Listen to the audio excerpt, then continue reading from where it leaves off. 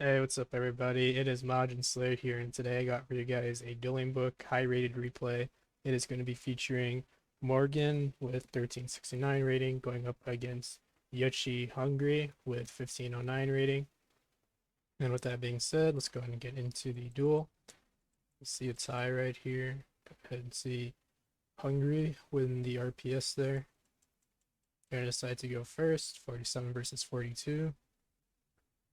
Opening hands are going to be Torn Skills, Droll, Droplet, Rite of Aramasir, Tactics Talents.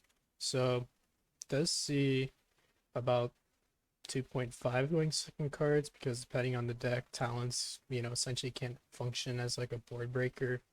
Um, you know, maybe like getting a hand trap out of your opponent's hand, or maybe stealing one of like their interruptions like a monster in the field. Then Hungry's can open up with Fusion Destiny, Pot of Prosperity, Talents, Rose, and right. So it does see a way to get to Sky Striker engine, even if the opponent had Ash Blossom for his Prosperity. It also has access to the Brave token setup currently. Like just playing like Fusion Destiny and like the Brave engine, just playing like DP Brave control is like insanely strong. Um, I'm guessing he plays Droll and Lockbird because right now Raid's just kind of flooded with like Despia everywhere, which is one of the reasons why I haven't been playing that much because literally all I see is like Sword Soul and like Despia. So I'm just kind of, you might see me occasionally on there online, but I'm mostly just spectating for the most part. They're gonna go ahead and normal summon out Torn Skills after using the Rite of Aramis. Go ahead and add the Draco back. Then go ahead, Faithful, discarding the Droplet. Go ahead, search someone out. The Water Enchantress, go ahead and link into the Shirabini. Go ahead, dump the Ancient Cloak. Then Water Enchantress, go ahead, add the Rite of Aramis. Then go ahead, Ancient Cloak effect, go ahead, add Boots. Go ahead, Torn Skills, now that it's special summon, it can go ahead and use its on-field ignition effect to go ahead and dump or mill one from deck to graveyard. You're gonna mill the Righted Gloves, gonna special summon out the Boots, overlay into the Levier, go ahead, Levier, bring out the Ancient Cloak. Now they're gonna go ahead, use Boots effect, go ahead, add the Shade Brigandine, go ahead, link into the Dagda, and then Shade Brigandine, then chain the Dagda. Go ahead and set the site. Go ahead and link the Shirabini and the Shade into the Rusty Bardiche. Set Rusty effects, set the Pog Blade, set the Boots. So, based on the fact that he sent the Boots, I'm assuming that he only plays like the one cloak, three boots, one rated gloves ratio. Um, I don't really like that to be honest, because I like getting the full value out of boots, and doesn't also seem like he's probably not running the stained underwear as well. But it does remember to go ahead and boost up the Rusty. So he does run the wings though. Yeah, so if you're main decking Scythe, then at that point you probably do want to be running wings. Just because you can take advantage of the double Scythe lock that way through Imperm droplets. They would need to have those two types of interruptions, but nobody really plays those right now. So, he's going to overlay into Break Sword, Rusty pop the Break Sword, bring them back out, go and link into the Averting Anaconda.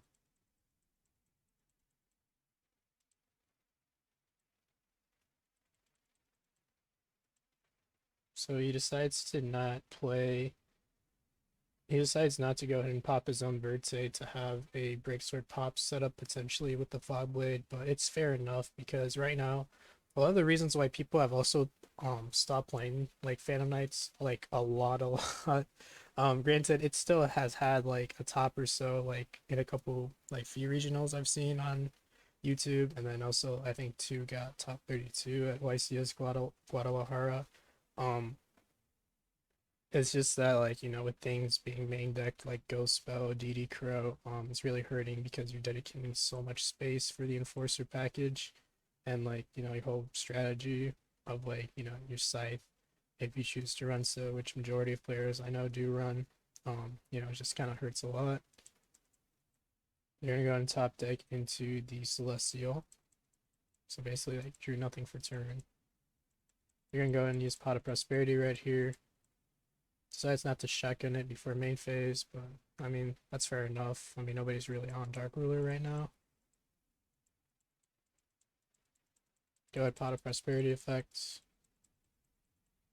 Go ahead, reveal 6. It's going to be another right, Ash Blossom, Water Enchantress, Triple Tactics Talents, Afterburners, and Hornet Drones.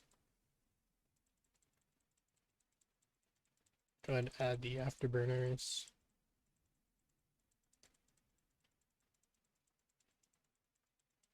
Go ahead and use Droll on Resolution. Go ahead, activate the Fusion Destiny. Go ahead and mill the Dasher from the deck, discard Celestial from hand.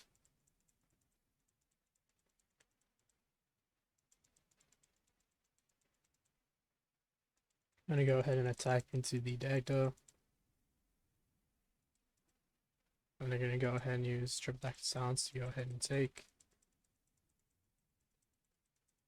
They're going to go ahead, pop the Pog Blade, pop the DPE,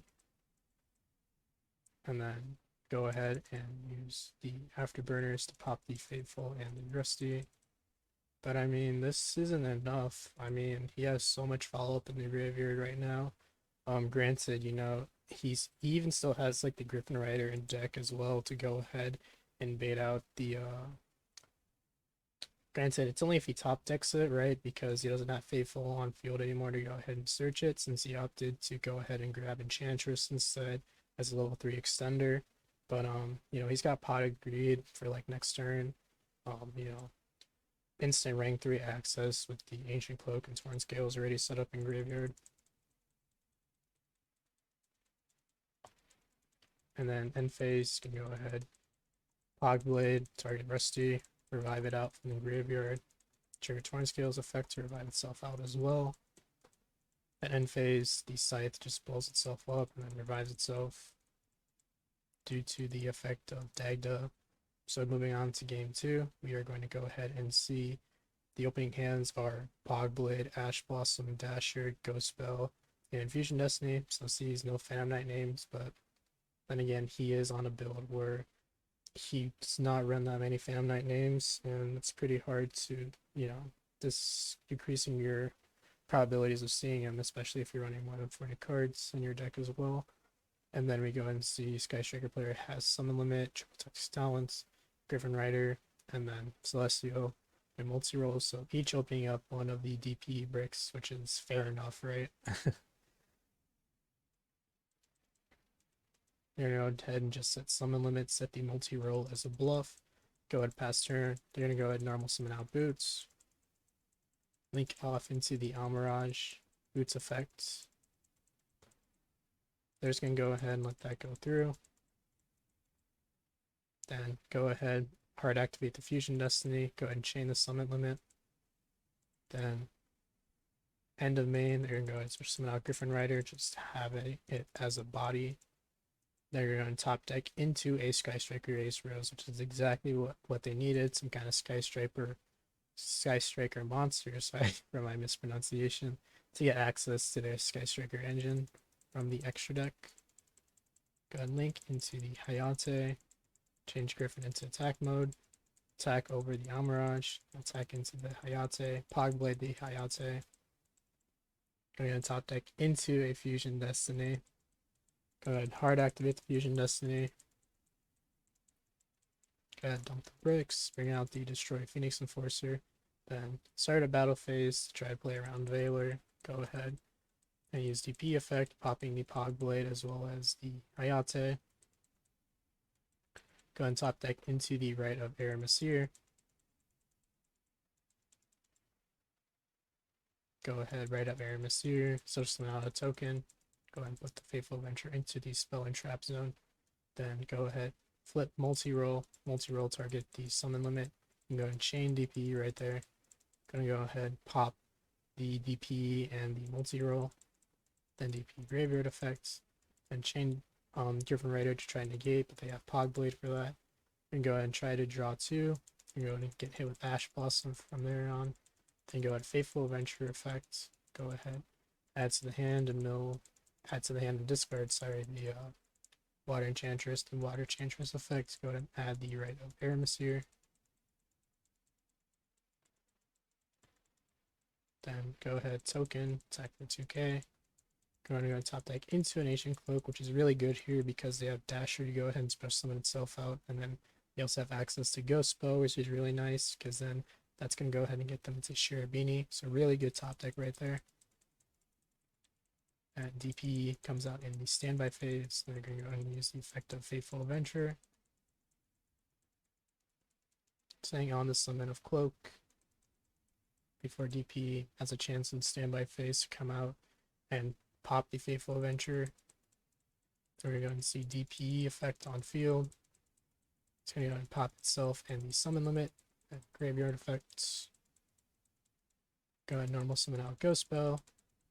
Go ahead and link into the Shirabini. So they're doing this because they want to go ahead and try to combo off first. Go ahead and deck thin as much as possible. They're going to go ahead, mill the Torn Scales for cost, the Shirabini, then Ancient Cloak effect. Go ahead and add the Silent Boots. Then Torn Scales. Go ahead, bring itself out.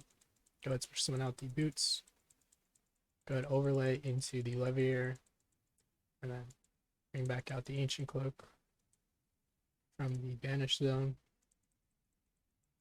Go ahead and link the Shirabini and the Ancient Cloak into the Rusty Bardiche. Rusty Bardiche effect, set the wings, set the gloves. So it looks like they're playing the 2 Pogblade, 1 wings, 1 Shade Brigandine ratio, which is fine. I also play that ratio as well. Then after they go ahead and deck thin as much as possible, they're going to go and use Dasher and Celestial effect. Go ahead and draw it into the Draco back as well as the Infinite Impermanence.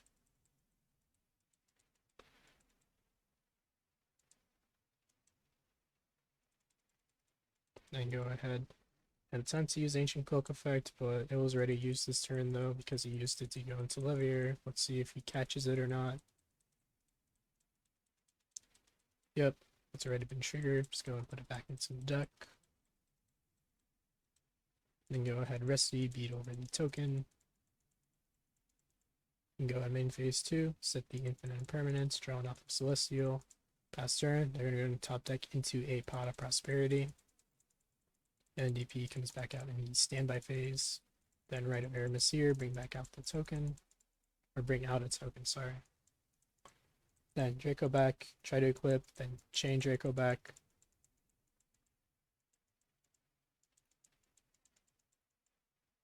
Okay, so it looks like they're going to go ahead and actually let the Draco back be equipped there, and then once the Draco back tries to go ahead and target the Rusty, he's just going to chain the DP popping Rusty and the token, so that way Rusty doesn't go back into the extra deck. They're going to go ahead and Pot of Prosperity here. Pot of Prosperity is going to go ahead and excavate a Ghost Spell, Summon Limit, Widow Anchor, Fusion Destiny, Nasher and Ash Blossom, but that's not really doing anything. They really needed to see something like a Ray right there, because he doesn't really have that many interruptions aside from like 1 Infinite Impermanence right now.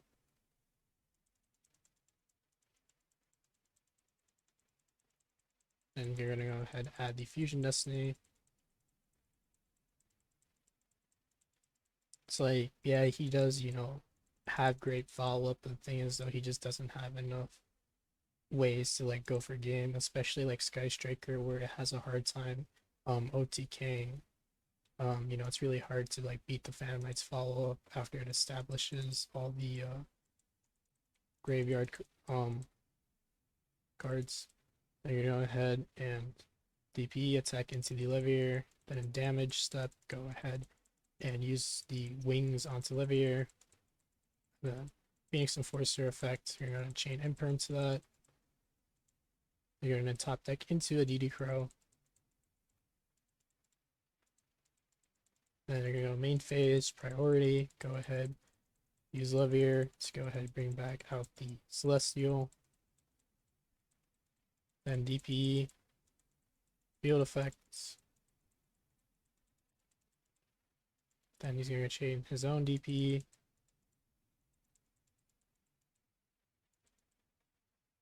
And they're gonna go and pop their own Pogblade and the Enforcer.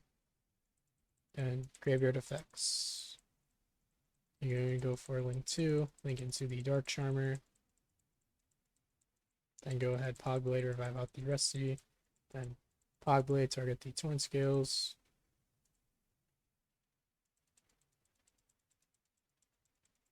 Then go ahead, Ancient Cloak, search out the boots, special summon himself out. Go ahead and turn the Nightmare, or link them into the Nightmare Unicorn. Discarding Draco back.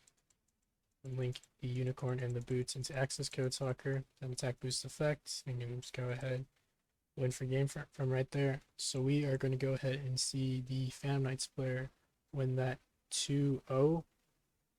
Really just like you can see like the disadvantage of like Sky Striker right now, where I'm from what I've been hearing, it has an okay, like a decent Despia matchup apparently, especially with um like the Widow Anchor being able to like trade with like the Mirror Jade, the Shark Canning being able to like get rid of the fusion in the graveyard so that way it doesn't trigger, I believe. So that way they don't have the branded fusion for follow up, but like playing like this version of like Sky Striker is like I haven't really messed around with Striker to be honest that much. I really have only messed around with it for like Master Duel purposes in case of like best of 3 tournaments where your entire side deck is your card collection. Um I've been seeing a little bit of a decrease more in like the adventure package because people have been dropping Nibiru's and Ghost Ogres out of the side and main deck. And I honestly think that like right now the adventure stuff is nice. Don't get me wrong, I've played it for quite a bit, just like doing some like combos and like deck building, theorizing for like people. But I just don't feel like it's not needed right now, especially since like I said, the main purpose of like the Brave token stuff is to protect you from things like Nibiru. But if more people are gonna be on stuff like super poly stuff like Nibiru, um, or they're not gonna be on stuff like Nibiru and Ghost Ogre, then like there's not really any point to be honest in like running the adventure stuff. In my personal opinion, at least, I just find that the like punk, Isolde, and like tour guide kind of stuff right now is a lot more optimal with like the meta, in my personal opinion. But that's just me. Remember if you went ahead and like enjoy the video, please leave a like, consider subscribing, really helps out the channel. And yeah, hope you guys have a great day. Peace.